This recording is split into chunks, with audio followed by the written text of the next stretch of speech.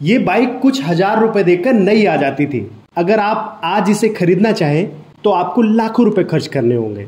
कभी जिस कीमत में ये बाइक नई शोरूम से निकलती थी, आज उसी बाइक को खरीदने के लिए अगर आप मन बनाते हैं तो आपको 2 से 3 लाख रुपए खर्च करने पड़ सकते हैं। इससे भी ज्यादा खर्च करने पड़ सकते हैं। और हाँ, जिसके पास है उसका मन भी होना चाहिए। ये जिसके पास है वो बेचता नहीं, और जो इसे खरीदना चाहता है उसके लिए ये सपने से कम नहीं।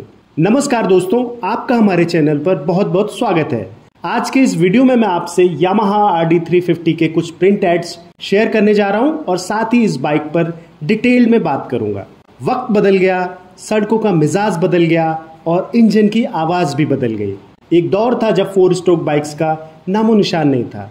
उस समय सड़कों पर राज करती थी 2 स्ट्रोक बाइक्स। उनकी आवाज में एक इको था, एक कनेक्ट था। टेल पाइप से निकलने वाला धुआं भी परफ्यूम की तरह काम करता था। लेकिन लेट 90s में आए एमिशन रूल्स ने इन 2 स्ट्रोक बाइक्स के प्रोडक्शन पर ग्रहण लगा दिया और धीरे धीरे कंपनीज ने अपना ध्यान 2 स्ट्रोक व्हीकल से हटाकर 4 स्ट्रोक व्हीकल्स के मैन्युफैक्चरिंग पर फोकस कर लिया। उनमें से कुछ बाइक्स आज भी हमारे दिलों में जिंदा हैं। कुछ चीजें समय के साथ और भी हसीन और जवान होती जाती हैं। यामाहा RD350 और यामाहा RX100 लगता है कभी पुरानी ही नहीं होंगी। इन बाइक्स ने कभी सड़कों पर राज किया था, आज लोगों के दिलों पर राज करती हैं। यामाहा RX100 और यामाहा RD350 ये सिर्फ मोटरसाइकिल्स नहीं थी, ये दीवानगी थी लोगों की। जब ये बाइक्स प्रोडक्शन में थी तब हमने इनकी वैल्यू नहीं समझी। इन्हें सिर्फ वही लोग समझ पाए जो उस दौर में सच्चे बाइक लवर्स थे। इंसानी फितरत है ना, अक्सर किसी चीज की असली कीमत तब समझ आती है जब वो हमारे हाथ से निकल चुकी होती है। दूसरा मेन फैक्टर ये भी था कि जब ये बाइक्स लॉन्च हुई तब हमारी बाइंग कैपेसिटी उतनी मजबूत नहीं थी जितनी आज है।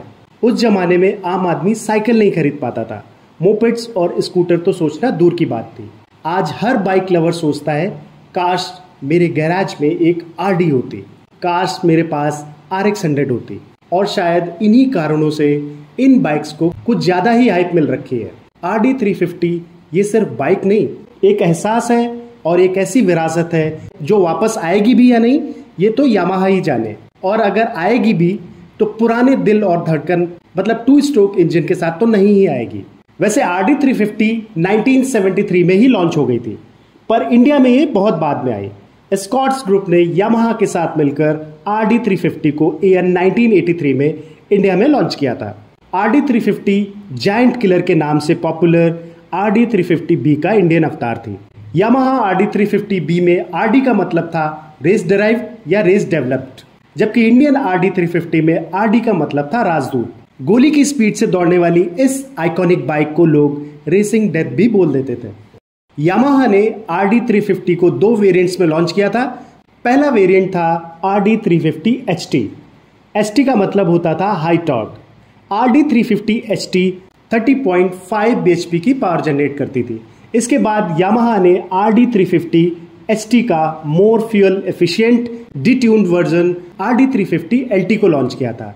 इसके नाम में LT का मतलब था low torque. RD350 LT 27 bhp की पावर जनरेट करती थी। टॉर्क इंडक्शन इग्निशन टेक्नोलॉजी के साथ लॉन्च हुई ये बाइक 6 to 7 सेकेंड्स में 100 km/h की स्पीड टच कर लेती थी। इतने ही सेकेंड्स और दे दीजिए इस बाइक को, ये रॉकेट बन जाती थी। 347cc read valve twin cylinder वाली इस बाइक में 6 स्पीड गियर्स दिए गए थे जो 1 अप और 5 डाउन पैटर्न में एंगेज होते थे। 150 mm के ड्रम ब्रेक्स के साथ आने वाली ये बाइक अगर डिस्क ब्रेक के साथ आती तो थोड़ा ज्यादा अच्छा होता। गोली की तरह दौड़ने वाली इस क्लासिक मोटरसाइकिल की स्पीड ही इसके सेल्स फिगर की रुकावट बन गई।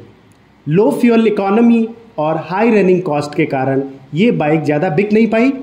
इसके लॉन्च होने के 2 साल बाद यामाहा RX100 आ गई और लाइट इन वेट होने के कारण, अच्छे पिकअप होने के कारण ज्यादातर लोग RX100 पर शिफ्ट हो गए और लो सेल्स के चलते AN 1990 में एस्कॉर्ट्स यामाहा ने इस बाइक का प्रोडक्शन बंद कर दिया और ये बाइक इतिहास बनकर रह गई।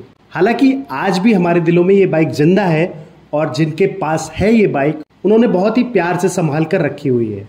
ये इंडिया की पहली स्पोर्टिंग मोटरसाइकिल थी। Truly, the RD350 was the greatest landmark bike of India, which paved the way for performance biking in India.